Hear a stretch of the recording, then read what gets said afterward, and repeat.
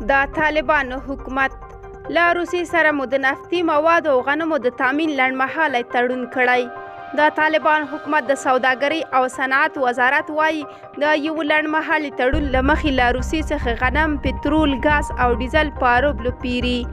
اخوا د مني په رارسېدو افغانان د ژمي د یخنۍ غم اخیستي او شکایت کوي چې د خوراکي او سون توکو بیې لوړې شوي دي.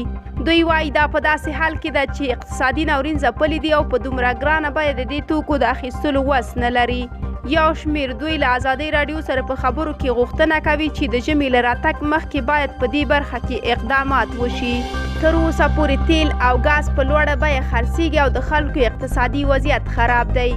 د کابل اوسیدونکي نوید په دې اړه ازادۍ راډیو ته وویل تر اوسه پورې تیل او ګاز په لوړه بیه خرڅېږي، د خلکو اقتصادي وضعیت خراب دی، نشي کولای په دومره کم عاید دا توکي واخلي.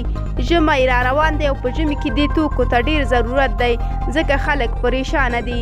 دغه راز د روزګان ولایت اوسیدونکی عبدالودود وایي د یو من غنمو بیه 4,900 یا 1500 کالداري یعنې شاوخوا 200 افغانۍ کیږي. نو آیا د دې د اخیستلو وس موږ لرو؟